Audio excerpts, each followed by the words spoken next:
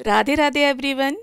जन्माष्टमी हम सभी ने बड़े हर्षोल्लास के साथ मनाई और अब हमारे कान्हा हमारे लड्डू गोपाल जी की छठी आने वाली है।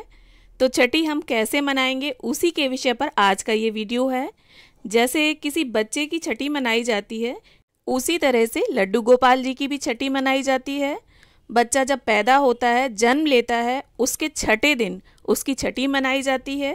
उसी तरह से जन्माष्टमी पर हमारे लड्डू गोपाल हमारे कान्हा जी जन्म लेते हैं और जन्माष्टमी के छठे दिन कान्हा जी की छठी मनाई जाती है। इस वर्ष यानी 2023 में छठी कब मनाई जाएगी, इस विषय पर भी हम बात करेंगे। पहले देख लेते हैं कि छठी कैसे मनाते हैं। तो देखिए, अगर आपने जन्माष्टमी पर अब मंदिर डेकोरेट किया है तो अपने मंदिर में ही पूजन करें और अलग से चौकी लगाकर भी आप छठी का पूजन कर सकते हैं। तो दोस्तों, छठी मैया का जो पूजन है वो शाम के समय यानी गोधूली बेला में किया जाता है और उसके पहले ही आप भोग प्रसाद बनाकर रख लें। देखिए, छठी के दिन कढ़ी और चावल का भोग मेन होता है। इसके साथ ही अगर आपके यहाँ पक्का खाना भी बनता है तो उसे भी आप तैयार कर लें। और देखिए, यहाँ पर हमारी टेस्टी सी कढ़ी बनकर तैयार है और साथ में चावल भी बन गए हैं। तो ये भोग आप पूजा करने से पहले इसको तैयार कर लें। और देखिए, भोग तो हमारा तैयार हो गया है और अब हम अपने छोटे से नन्हे से लड्डू गोपाल को स्नान कराएंगे।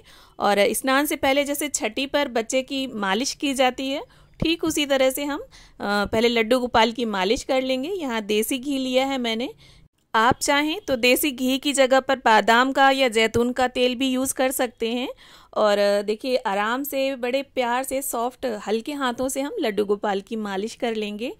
और दोस्तों, अगर आपने जन्माष्टमी पर लड्डू गोपाल का जन्म कराया है या जन्माष्टमी मनाई है तो आपको छठी भी ज़रूर मनानी चाहिए।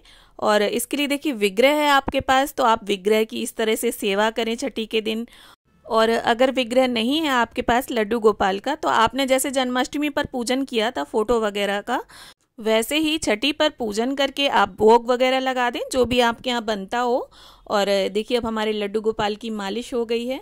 और इसके बाद देखिए, आपको इस तरह से कच्चा दूध लेना है। अगर गाय का मिल जाता है तो बहुत अच्छी बात है, वरना जो मिल जाए उसे आप ले लीजिए। और कम से कम 1.25 लीटर दूध होना चाहिए, क्योंकि इतना दूध होना चाहिए कि उसमें लड्डू गोपाल हमारे डूब जाने चाहिए। और इस तरह से 3 बार हमें डुबकी लगानी है, 1 2। और ये इस प्रकार से देखिए, अब हम तीसरी डुबकी लगाएंगे और इसे ही देखिए छठी का दूध बोलते हैं। और दोस्तों, अगर आप इस तरह से नहीं करना चाहते हैं तो आप पंचामृत से स्नान करा सकते हैं। इसकी जगह पर आप शंख में पंचामृत भर लीजिए या नॉर्मली ऐसे ही पंचामृत से स्नान करा लीजिए। और इस प्रकार से देखिए, हमें साफ पात्र लेना है फिर। और तुलसी दल पर हमने अपने लड्डू गोपाल को विराजित कर लिया है और अब हम उन्हें साफ जल से स्नान कराएंगे। और ये जो दूध होगा इसे आप इसकी खीर वगैरह बना लीजिए या जैसे भी आप यूज़ करना चाहते हैं, प्रसाद रूप में इसे सबको दे दीजिए, क्योंकि ये जो दूध है ये अमृत के समान है।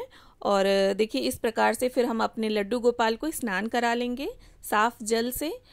तो दोस्तों, जन्माष्टमी पर जिस तरह से व्रत रहा जाता है, लड्डू गोपाल की जो छठी है वो उत्सव के रूप में मनाई जाती है, इसमें व्रत नहीं रहा जाता। और ये जो स्नान का जल होगा इसमें आप गंगा जल भी मिला लें। इसके बाद देखिए, साफ सॉफ्ट टॉवल से हम लड्डू गोपाल का अंग पोषण कर लेंगे। और ये जो जल होगा इसे आप तुलसी जी के क्यारे में डाल दें। और देखिए, जिस तरह से आप जन्माष्टमी पर नए वस्त्र लेकर आए थे लड्डू गोपाल जी के लिए, ठीक उसी तरह से छठी पर भी आप नए वस्त्र भेंट करिए लड्डू गोपाल को। और अगर हो सके तो सभी चीज़ें उन्हें नई भेंट करें, नई चीज़ें उन्हें पहनाएं।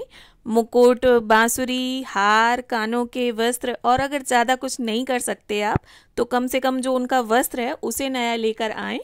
और यहाँ पर देखिए, रेड कलर की पोशाक मैं पहना रही हूँ लड्डू गोपाल को।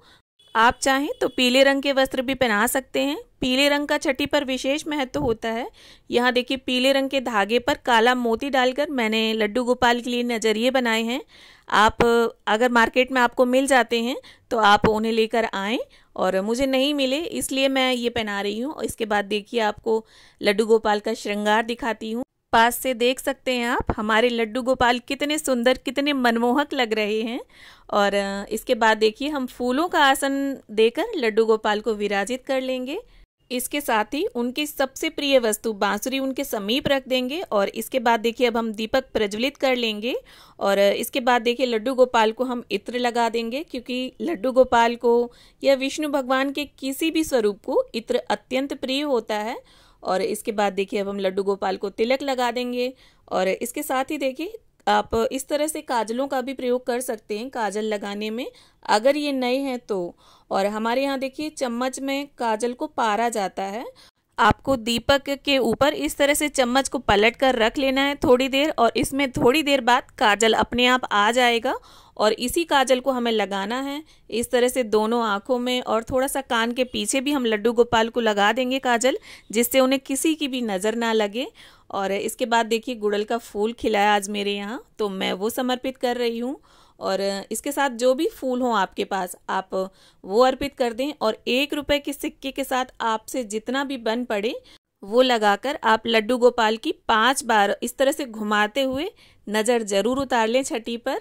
और फिर इस पैसे को किसी छोटे बालक या छोटी सी कन्या को आप दान कर सकते हैं। और इसके साथ देखिए छठी पर जैसा कि मैंने बताया कढ़ी चावल का विशेष महत्व होता है, इसका भोग जरूर लगाया जाता है। और साथ में देखिए मैंने यहाँ पर माखन मिश्री का भोग लगाया है। इसके साथ ही आप अगर मीठे का या ऋतुफल का भी भोग लगाना चाहते हैं तो आप वो भी लगा सकते हैं। और सभी भोगों के साथ आप जल रखना ना भूलिएगा।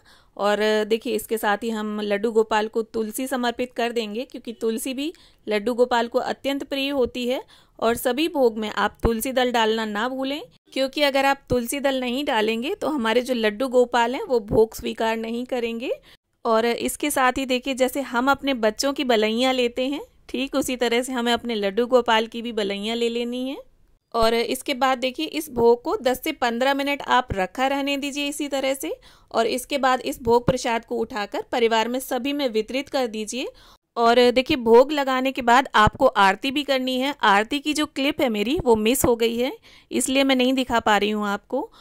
तो देखिए अब बात कर लेते हैं कि हमें छठी मनानी किस दिन है। तो जिसने भी 6 तारीख को व्रत किया है जन्माष्टमी का वो 11 तारीख को छठी मनाएंगे और जिसने 7 तारीख को व्रत किया था वो 12 तारीख को छठी मनाएंगे। तो मैंने तो 7 तारीख को व्रत किया था, इसलिए मैं 12 तारीख की ही छठी मनाऊंगी।